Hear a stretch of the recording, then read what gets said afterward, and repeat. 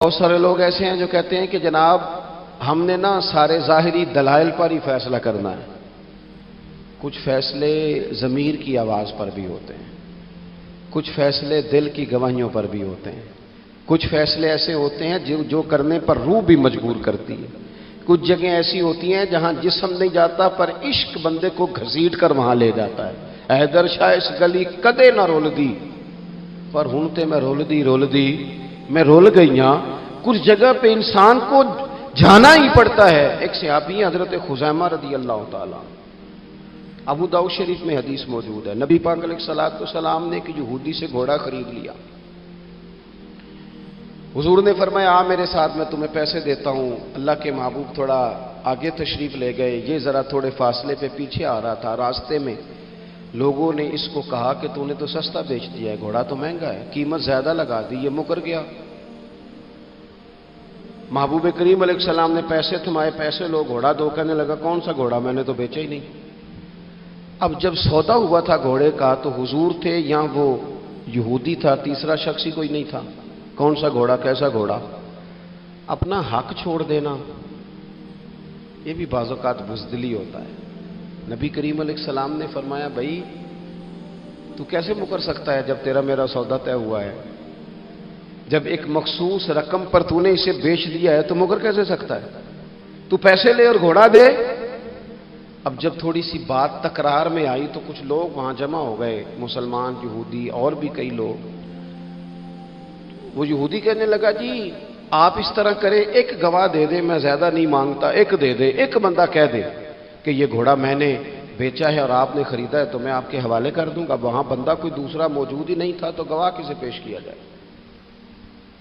حضرت خزیمہ رضی اللہ تعالیٰ عنہ نبی کریم کے صحابی ہیں، فوراً بولے، وہ بھی لوگوں کی باتیں سن کے وہاں آئے تھے، فوراً بولے، کہنے لگے یا رسول اللہ میں دیتا ہوں گواہی۔ دوڑ کے آگے آئے، کہنے لگے جی میں گواہی دیتا ہوں کہ آپ نے گھوڑا خریدا ہے، یہودی نے بیچا ہے۔ اب اس نے کہا تھا ایک بندہ کہہ دے تو میں دے دوں گا۔ اس کی شرط پوری ہو گئی، حضور نے پیسے اس کے ہاتھ میں دیے، اس نے گھوڑا محبوب کے دستے مبارک میں لگام تھمائی، حضور تشریف لے گئے، غلام کو دیا، گھوڑا گھر چلا گیا۔ نبی کریم نے حضرت خزیمہ سے کہا خزیمہ ایک بات تو بتا، تو تھا ہی نہیں اور تو نے بن دیکھے گواہی کیسے دے دی؟ تو حضرت خزیمہ رضی اللہ تعالیٰ عنہ کہنے لگے یا رسول اللہ یہ تو زمین کی خبر ہے نا، میں نے تو آسمان کی چیزیں بھی نہیں دیکھی، آپ نے کہا ہے تو میں مان گیا ہوں، تو میں تو آسمانی خبریں مان گیا، میں تو جنت آپ کے کہنے پہ مان گیا، میں تو دوزخ آپ کے کہنے پہ مان گیا، میں تو فرشتے آپ کے کہنے پہ مان گیا، میں تو قیامت کی ساری باتیں آپ کے کہنے پہ مان گیا۔ وہ بتا رہے ہیں، گویا وہ سمجھا رہے ہیں یا رسول اللہ میں نے تو رب بھی نہیں دیکھا، تو آپ کے کہنے پر مان گیا، اور جب اتنی ساری چیزیں آپ کے کہنے پہ مان گیا ہوں تو گھوڑا تو چیز ہی کوئی نہیں۔ اب دیکھیں حضور کا تبصرہ یہاں کیا ہے، انہوں نے ایمان کا مرکز و محور ذات مصطفیٰ کو سمجھا، ان کو سمجھ آئی کہ کل کائنات حضور کی ذات ہے۔ اب حضور سید عالم علیہ السلام نے اس بات کو سن کر اعلان کیا فرمایا؟ حضور فرمانے لگے لوگوں جہاں بھی شرعی گواہی کی ضرورت ہو نہ دو گواہ چاہیے ہوتے ہیں، لیکن جہاں میرا یہ خزیمہ موجود ہو ایک کی گواہی دو کے برابر شمار کی جائے گی۔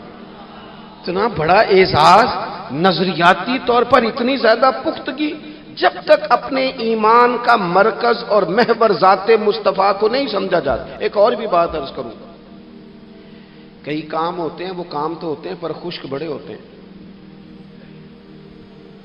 کچھ ڈیوٹیاں تو ہوتی ہیں لیکن وہ ڈیوٹیاں تھکا بڑا دیتی ہیں۔ کچھ سفر تو ہوتے ہیں پر وہ سفر پورے وجود کو توڑ پھوڑ کے رکھ دیتے ہیں، لیکن کچھ کام ایسے ہوتے ہیں جو بندہ بڑے ذوق سے کرتا ہے۔ کچھ ڈیوٹیاں ایسی ہوتی ہیں کہ بندہ کہتا ہے کبھی 2 گھنٹے اور کرنی پڑ جائے نا۔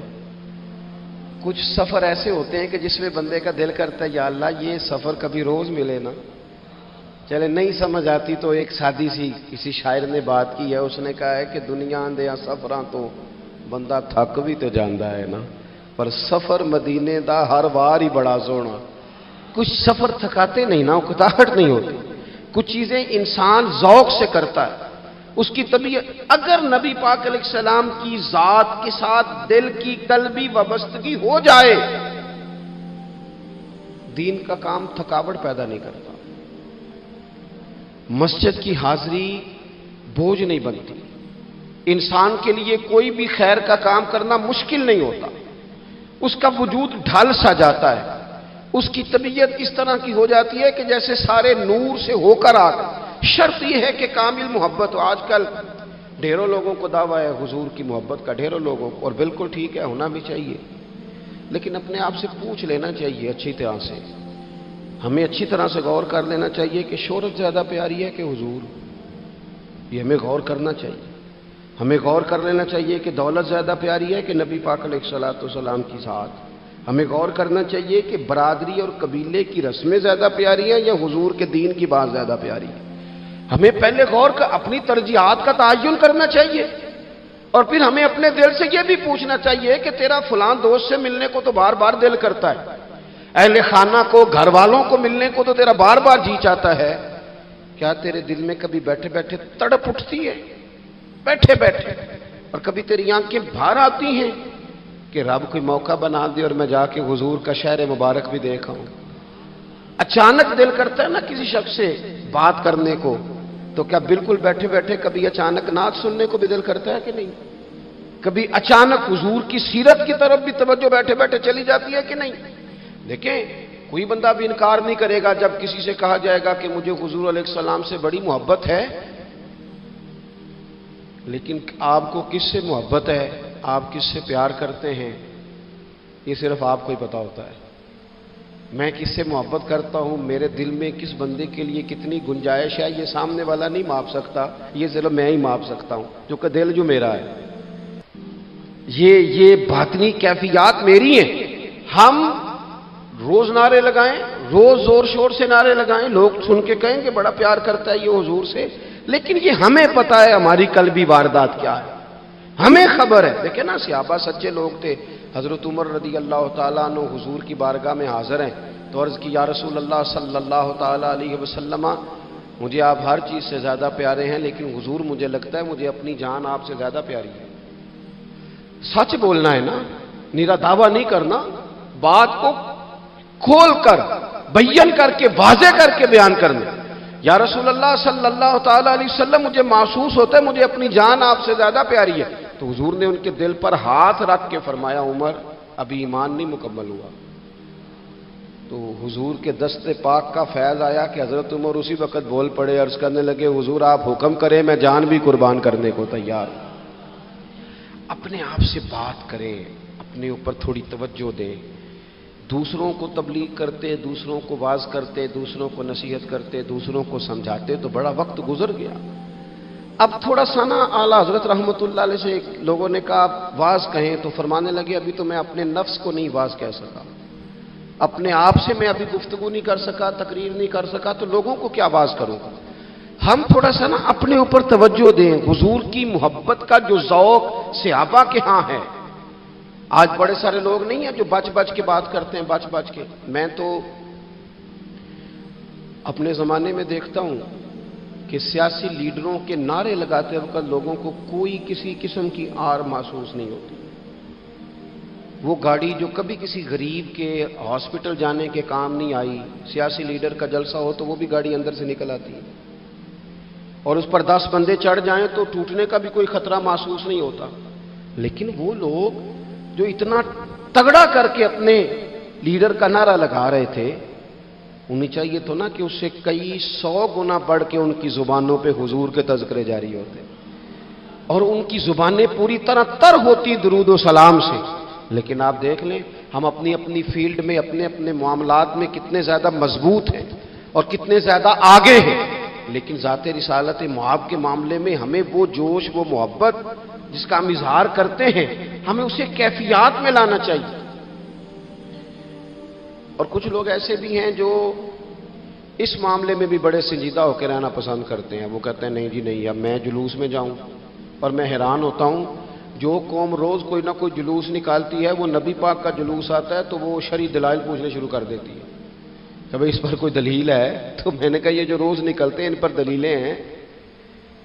کبھی کسی نے سوال نہیں کیا، کبھی کسی شخص نے کوئی بات نہیں کی، اور یہاں لوگ دلائل کی دنیا میں اتر آتے ہیں۔ وارفتگی، شوق، حضور کی جو مرکزی حیثیت ہے دین میں، نبی پاک کے ساتھ قلبی رشتہ، مضبوط وارفتگی۔ عروہ بن مسعود ثقفی کفر کی طرف سے نہ سفیر بن کے آئے تھے حدیبیہ میں، تو جب کوئی بندہ کسی کا سفیر بن کے آتا ہے تو وہ اس کی پوری ترجمانی بھی کرتا ہے، پورے نمائندے بن کے آئے تھے۔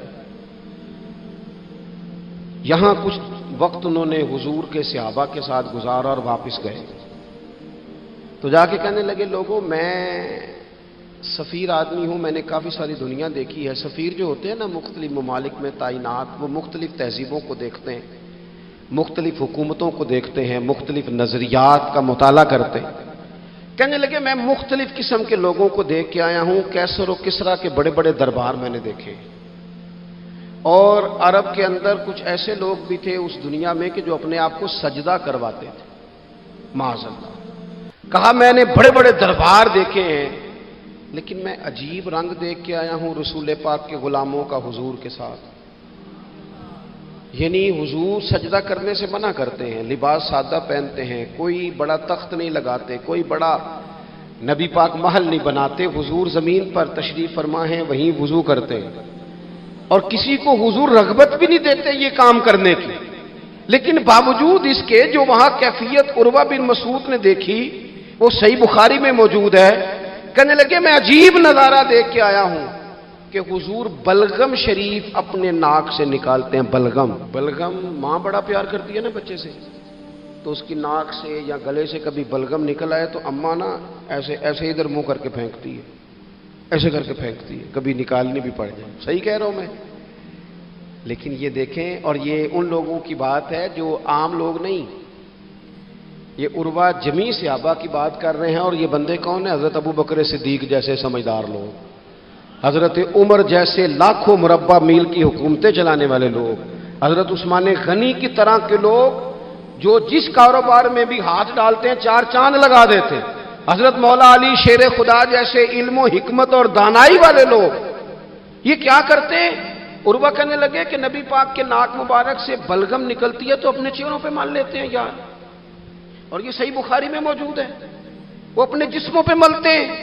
اور کہنے لگے جب وہ وضو کرتے ہیں نا حضور، تو وہ جو وضو کا بچا ہوا پانی ہے اس کے لیے ان کے جذبات اس طرح کے ہیں کہ لگتا ہے وہ لڑ پڑیں گے آپس میں، وہ لڑیں گے کہ یہ قطرہ مجھے چاہیے، یہ حضور کے مقدس جسم سے لگا ہوا ہے۔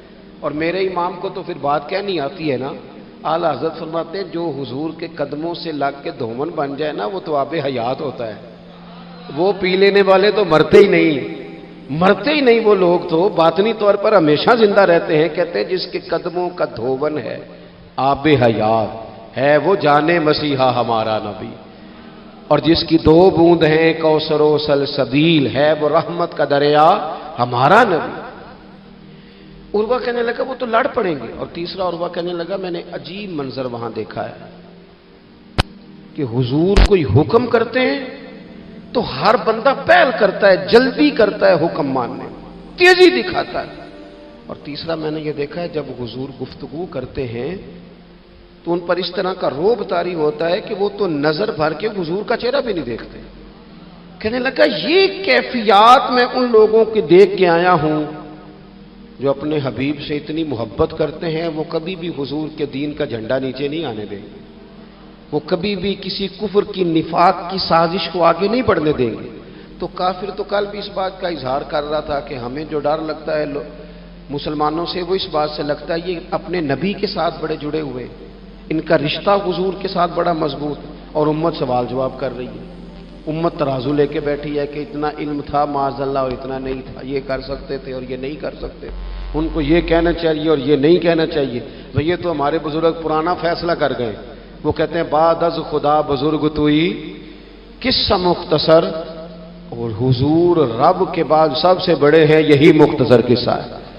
تو حضور سید عالم کے ساتھ جو قلبی وابستگی ہے، نبی کریم علیہ السلام نا